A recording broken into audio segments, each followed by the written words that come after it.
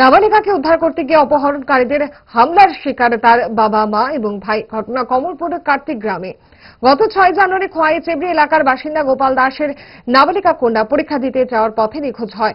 পরদিন 7 জানুয়ারি নাবালিকার পরিবারের পক্ষ থেকে খোয়াই মহিলা থানায় নিখোঁজ ডায়েরি করা হয়। পরে নাবালিকার পরিবার জানতে পারে মেয়েটিকে কমলপুর থানাধীন কার্তিক গ্রাম এলাকায় নিয়ে আসা হয়েছে। শুক্রবার মেয়ের বাবা গোপাল দাস, মা গীতা দাস এবং ভাই বিজয় দাস কার্তিক গ্রাম যায়। তারা কি দেখতে পায় তাদের মেয়েকে ভরত শতনামী পিতা রঞ্জিত শতনামীর সাথে বিবাহ দেওয়ার জন্য নিয়ে যাচ্ছে।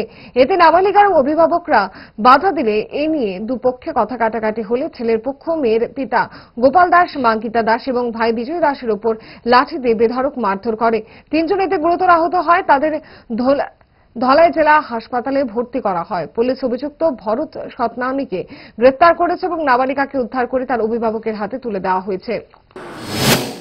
তোমাদের বাড়ি কোথায়? কোয়াই কোন জায়গা? কি হয়েছে, ঘটনাটা কি? আমার বোনে পাগালি আসছে বলে 6 তারিখ। কোথায় নিয়ে এসেছে? কার্তিক গ্রাম, কমলপুর। কি দেখো এই মরা চলা না কি তাই জায়গাটার নাম দিকে গিয়েছি না, কত গিয়েছি না। কার্তিক গ্রাম একটা হাই স্কুল আছে, এই জায়গা দেখছি। তোমার বোনের বয়স কত? এইটা উঠছে এবার।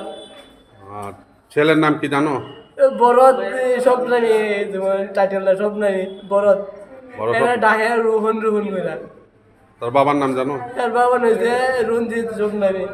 রঞ্জিত স্বপ্নামী। কতদিন আগে ঘটনা? 6 তারিখ আনছে। কালকা গেছি আমরা, থানা পুলিশ না, কালকা গিয়ে হাইছি না। কোন থানা? কমলপুর থানা। কমলপুর থানা। হ্যাঁ, গেছি পরে থানা লয়ে গেছি পরে আমরা পাইছি না।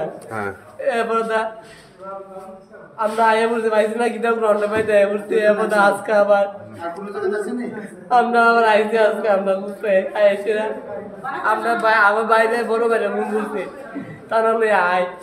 এই থানা লয়ে আয় যাইতে এবার আমরা গেছিলাম। পরে খুঁজ পাইছি পরে গেছি পরে আমরা যে মন্দিরে আমরা মারছে এই গ্রামের মানুষ। কতজন গিয়েছিলে তোমরা? আমরা গেছি, আমরা 3 জনে, বাবা মা আর আমি। তোমার বাবার নাম কি? গোপাল দাস। আর তোমার মা? তুমি গিয়েছিলে? 3 জনকে মারলো? কি দিয়ে মারলো? বাস দিয়া আঘাত করছে আমার বাবারে। কোথায় কোথায় আঘাত করলো? মাথার ভিতরে শিলে দিতেছে। আমার বাবা বাঁচবনি। তোমার কোথায় আঘাত করলো? আমার রাস্তা ফলাই আমার ইচ্ছা মতো আমার মুড়াইছে। কতজনে?